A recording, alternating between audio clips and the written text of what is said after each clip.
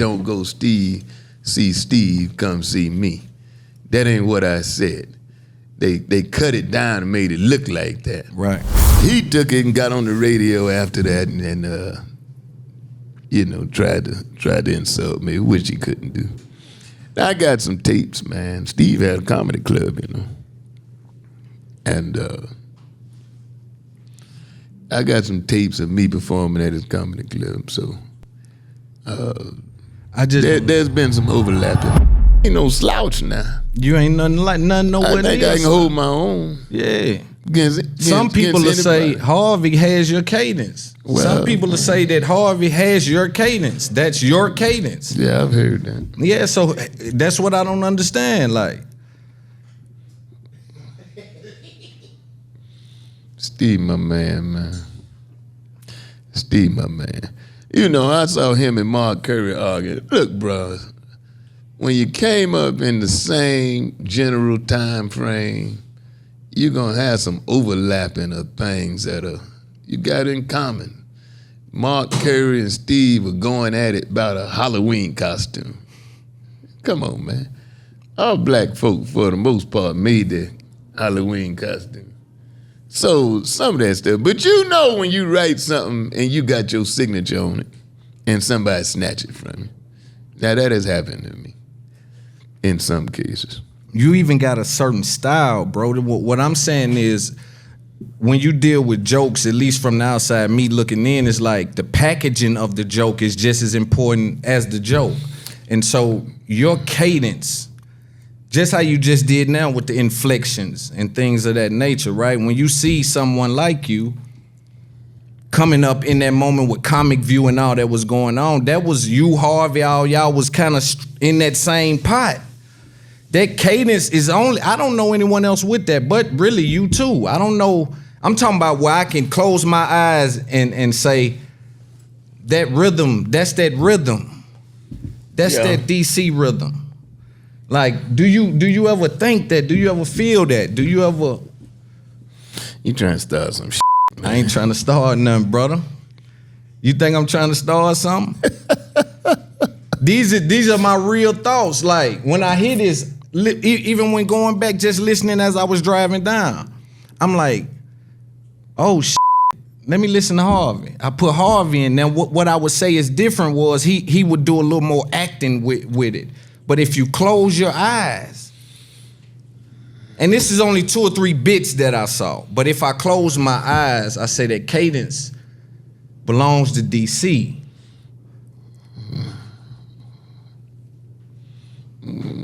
Here, you want me to say? All right. Well, hey, we can move on. We can move on, but I just wanted to ask you that. Let me say something. Here's in case Steve see this.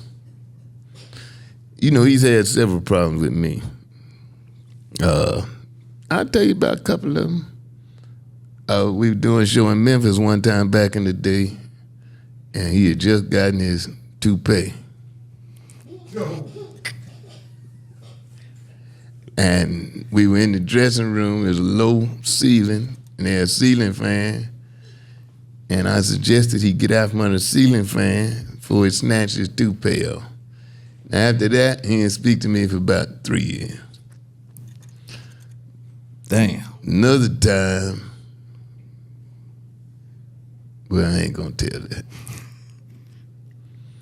But we've had just 2 or 3 run-outs. Another time, I was in Houston.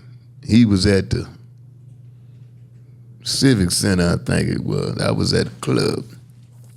They edited an interview I did and made it seem as though I was saying, don't go see Steve, come see me. That ain't what I said. They cut it down and made it look like that. Right. But what I said was, you can go to see Steve at the arena, but it's gonna be hard to see him in that arena. I was talking about the intimacy of comedy clubs. And I said, I'll be at this club, and for what it's worth, Steve might sell out, but the club I was at said 250 people. I know I'm gonna sell out. I said something like that. Yeah. He took it and got on the radio after that, and tried to insult me, which he couldn't do. I got some tapes, man. Steve had a comedy club, and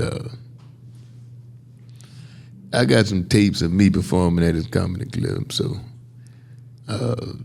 there's been some overlapping, but And then for me, bro, in this game, because I take it personal, me, and I don't know if it's the dog is in me. You seem like a player. You seem like a super cool player type nigga. So I don't take you to be sensitive. You know what I'm saying? Man, right. You really had to. You can't hardly insult me. Bro. Right. But with the money though, it's just like, yo, man, with the money, I don't know. Like I commend you for being so player about it. But I can't see, certain things for me would be a little more visible in my arguments, right? Because I'll be saying, Let me tell you something, man. When I talk about money, I like money like anybody else, right? It does not control me, brother. And, for example, it's only so much shit you can buy. After that, you can buy bigger shit, more shit. You can buy a house. Then if you get a house, you can buy another house. But, there's only so much shit you can buy. Right. But if you compare yourself to somebody who's super, if you want to call it successful or whatever, if a man got a $50 million plane, $50 million jet, but I don't want one, I just made $50 million, relatively speaking. God bless Beyonce and Jay-Z. They bought a $200 million house. But in my mind, because of where I come from, you know what I could buy with $200 million?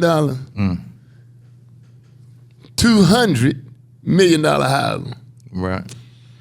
I'd rather, and I'm not shooting shit. God bless them what they did. Right. But I cannot imagine what a $200 million house is. There's some on the moon or something. Right. Well, where did you grow up at? Southside Chicago. Got that play on you, man. Finger high. It wasn't scared of nothing back then. All my partners was gangsters. Yes, I Lord. go back now, I'll be scared to stop at a stop sign. Yeah, man. Are you familiar with what just happened with Corey Holcomb and Donnell Rawlings? No. But I had Cookie Hull on my show. She basically was rebutting Cat's interview. Right. Cookie Hull used to work for him. She said she used to write for him. He said she didn't. I kind of believe that she did. But at any rate,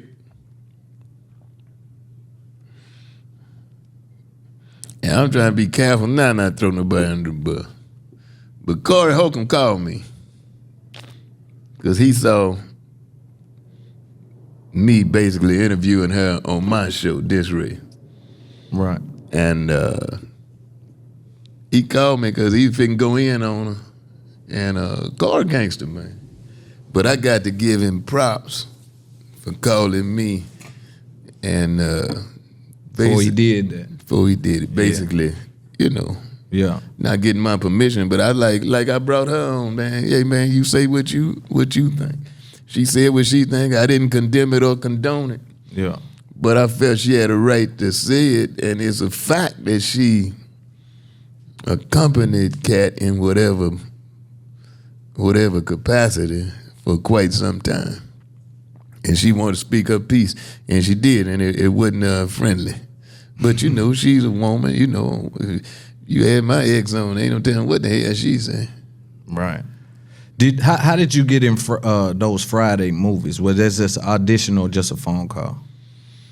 No, I auditioned. They called me, from stand-up. Back then, man, the scouts and stuff for television and movies, they would go out. And then black comedy was so hot then, they'd go to the black comedy clubs in different cities. So it used to be a place here I used to go to, Comedy Act Theater. And they came in there. Now, I had turned them down 3 or 4 times, people from BET. had come in there and they were asking me. You're watching a clip, but this conversation goes way deeper than this. The full interview is available right now at patreon.com/itsuptherepodcast, unreleased moments, uncut conversations, the parts that don't make it to YouTube. If you really rock with the platform, go join the Patreon, connect with Loon, get access to everything. Patreon.com/itsuptherepodcast.